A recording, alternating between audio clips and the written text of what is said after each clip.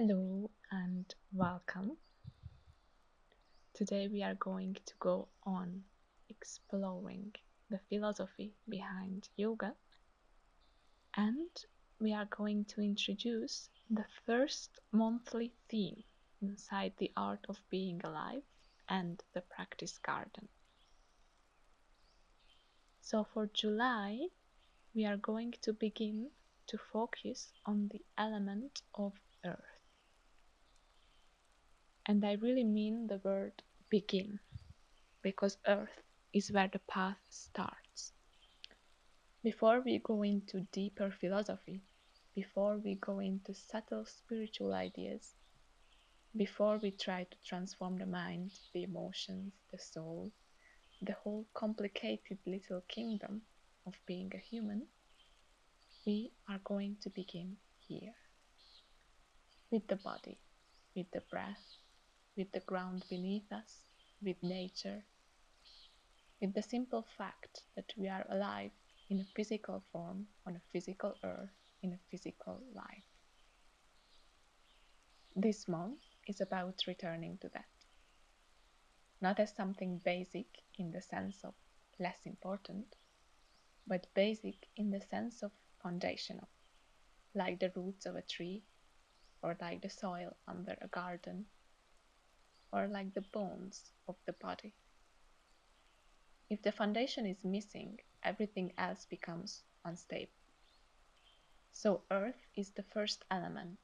It is connected to the physical body, to grounded practice, to the energetic body as it's felt through sensation, through vitality, fatigue, steadiness, and presence. And earth is also connected to goodness. Not goodness as politeness or being nice in a fake way. Not goodness as following rules because we are afraid. I mean goodness as something much older and deeper. The goodness of life itself, the goodness of a body that is breathing, the goodness of the soil that receives the seeds and grows them, the goodness of trees that give shade without making a speech about it, the goodness of hands, of feet, of food, rest, touch, movement, shelter, of sunlight, water, and the strange and ordinary miracle of just being here. Earth reminds us that spirituality cannot only live in ideas. If our spirituality makes us hate the body, or ignore the body, or punish the body, or float away from daily life, then something has gone out of balance.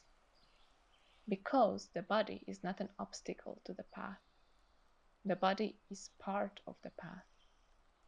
And in yoga, we often speak about moving beyond identification with the body. That has its place. We are not only the body. We are not only the sensations or the pains or the strength or the limitations or our appearance or physical history. But sometimes, quite often, people who hear this misunderstand it. They begin to treat the body like something lower, something dirty, something annoying, something that they have to dominate or decorate or escape or just transcend as quickly as possible. But true practice does not begin by rejecting the body. It begins by inhabiting it more honestly and more fully. The body is the temple, and it's also the animal, the garden, the instrument, the home, the teacher, the earth house of the soul. And if we cannot listen to this body, how will we listen to anything subtler? If we cannot feel our breath, how will we feel energy? If we cannot notice when we are tired or tense, numb, hungry, restless, or afraid, how will we notice the movements of the mind and of the heart? So this month we begin with Earth because we begin with reality. the reality of the body as it is today. Not the fantasy body that we think that we are supposed to have, not the old body that we used to have, not the future body that we are trying to earn. This body, here, now. This is already a radical part of the practice, to stop abandoning the body, to stop waiting until it's more flexible, more beautiful, stronger, healthier, thinner, younger, less painful, less inconvenient, before we are willing to live inside it with respect. It's not easy, but the earth practice says begin here. Not because here is perfect, but because here is real. In yogic philosophy, this connects very deeply to ahimsa that we explored before, non-harming. Ahimsa is often translated as non-violence, and of course that includes how we treat other beings. But inside the practice, ahimsa also asks, how do I treat myself? How do I speak to my body? Do I practice with respect or with aggression? Do I force myself through pain and then call it discipline? Do I ignore when I'm tired and then I call it strength? Do I collapse into avoiding everything and call it self-care? Earth asks us for something more honest, a grounded relationship with the body that is not indulgence, but it's also not punishment. It's stewardship, it's care, it's learning how to work with the body as a living being, not as an enemy, not as a machine, not as a decoration, and not as a problem to solve. This is why during Earth Month, many of the practices will be accessible, steady, embodied, and connected to sensations. We will work with the feet, the legs, the pelvis, the spine, the breath, the weight of the body, the contact with the floor. We will explore grounding practices, gentle strength, mobility, simple flows, relaxation, body awareness, and just the feeling of being supported. Some classes will be gentle, some will be stronger, but even the stronger practices will come from the ground. The question will not be, how impressive can we make this? The question will be, how deeply can we inhabit this? Because a simple movement can be profound if we are present, and a complicated posture can be completely empty if we are only performing it. And this connects to another yogic principle, satya, truthfulness. In earth practice, truthfulness means being willing to meet the body we actually have today. Maybe today the body is strong and awake, maybe today it's tired, maybe it's in pain, maybe it's restless, maybe it feels heavy or disconnected, maybe it feels like it has been carrying a lot. Satya asks us not to lie about that, not to dramatize it, but not to judge it, not to turn it into a personal failure, but to see it clearly. This is where practice becomes real, when we stop practicing the idea of ourselves and begin practicing with the actual living body. And then there is tapas, discipline, inner fire, dedicated effort. At first glance, earth and fire may sound like opposites. Earth is steady and patient, fire is active and transformative, but earth needs tapas too. A garden needs warmth to grow, a body needs effort to strengthen, and a life needs rhythm to become meaningful. So, earth practice is not only lying down and feeling peaceful, although from time to time that's exactly what we need. Earth practice also includes showing up, repeating simple things, returning to the foundations, building strength slowly, learning to stand, learning to breathe, learning to stay, not in a harsh way, but in a faithful way. That is a very earthy form of discipline, patient, repetitive, humble, and real above everything. There is something very beautiful about returning to the basics, to breathing, to standing, to walking, to touching the ground, to moving the spine consciously, to feeling the soles of the feet, to noticing the weight of the bones, to relaxing the jaw, to softening the belly, to letting the body remember that it belongs to the earth. In modern life, many people are very, very disconnected from this. We live in our head, in screens, in worries, in plans, in performance, comparison, in constant urgency. Even when we exercise, we often do it as another project, another measurement, another way to become acceptable. Earth Month is an invitation to come back underneath all of that, to remember the animal body, the breathing body, the sensing body, the body that needs sunlight and rest and movement and contact and rhythm, the body that is not separate from nature. Because very often we speak about going into nature as if nature is somewhere else, but we are nature. The body is not outside of the natural world. The body is made of it. The minerals in the bones, the water in the blood, the breath moving in the lungs, the warmth of metabolism, the electrical impulses of the nervous system, the cycles of hunger, of sleep, healing, growth, fatigue. All of this is nature. We are not visitors on earth. We are expressions of the earth. And this changes how we practice. When we practice yoga with earth consciousness, we are not trying to become a floating spiritual idea. We are learning how to become more alive here and now, more embodied, more rooted, more respectful of the physical life we have been given. And this also connects to another principle, saucha, which is often translated as purity or cleanliness. But I don't understand saucha as a sterile perfection.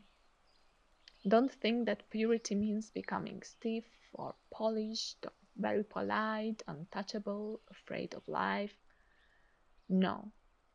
In an earthy sense, saucha can mean clearing what blocks life, creating space, simplifying, letting the body breathe, letting the home of the body become more habitable, cleaning not only externally, but internally, cleaning the way that we carry tension, the way that we clutter the breath, the way that we fill the body with unconscious and often harmful habits. During Earth Month, this may mean very, very simple things like drink water, go outside, stand barefoot if it's safe for you, have the sun on your skin, breathe slowly, eat with attention, stretch before your body has to scream, rest before you collapse, feel the ground, notice the plants, touch a tree, and remember that you are not as alone as your mind sometimes says. This is not separate from yoga. This is yoga entering your life. Another principle that belongs here is santosha, contentment. Again, not contentment as passivity, not everything is fine when it's not fine, but the ability to find some contact with enoughness. The breath is here, the ground is here, the body is here. Something in life is still supporting us. Earth teaches us to receive support, and for many people, that's not easy. We are used to holding ourselves together, managing, controlling, pushing, planning, surviving. So when we come into a grounding practice, sometimes the nervous system doesn't immediately relax. Sometimes the first thing we meet is how tense we are, how much we have been bracing. how little we actually trust the ground, how little we trust the life. And that is okay. The practice is not to instantly become peaceful. The practice is to start noticing what is true, right here, right now.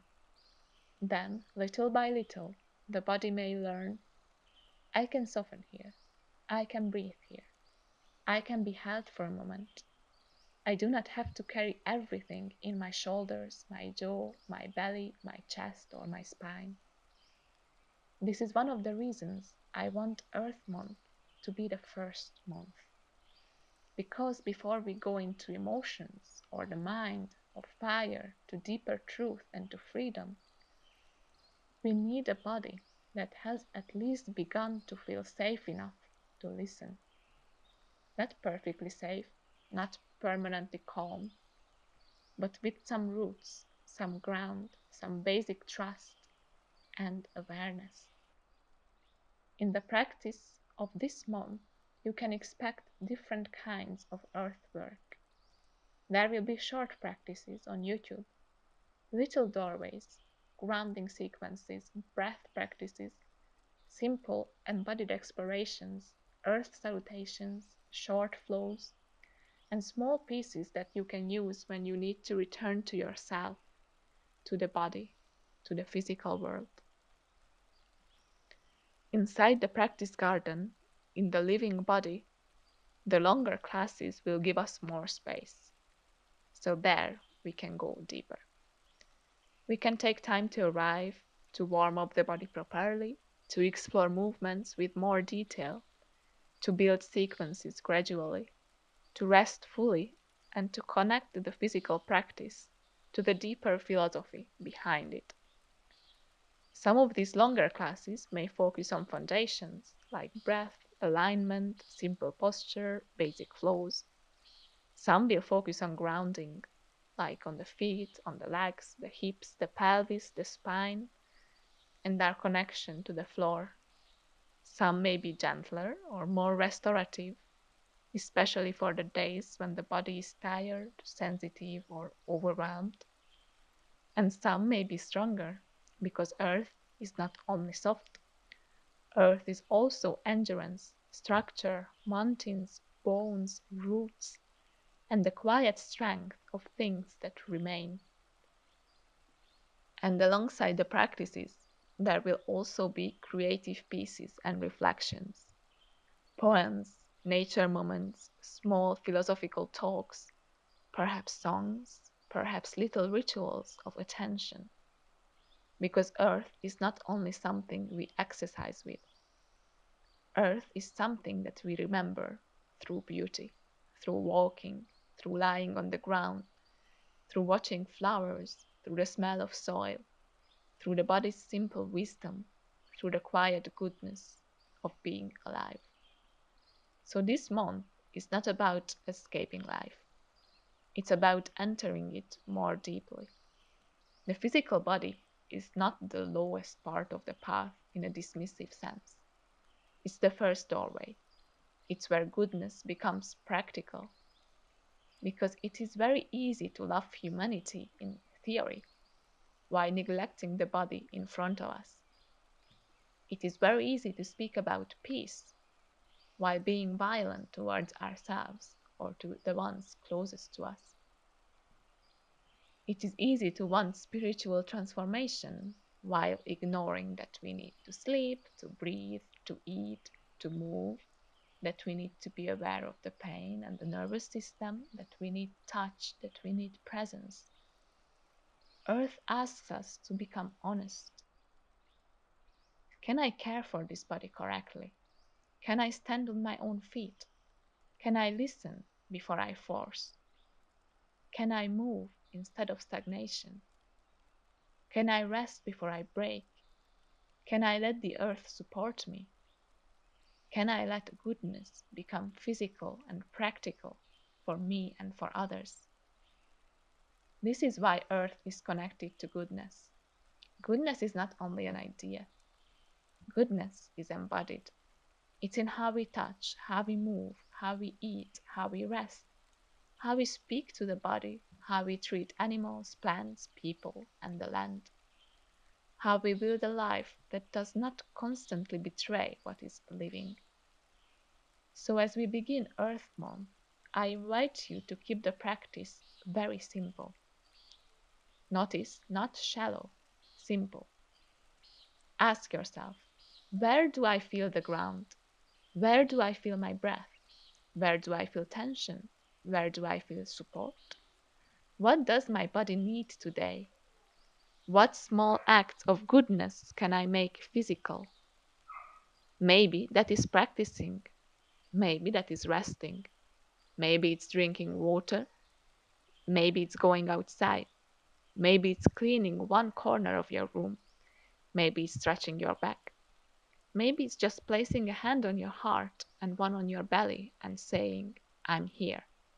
Because this is practice too.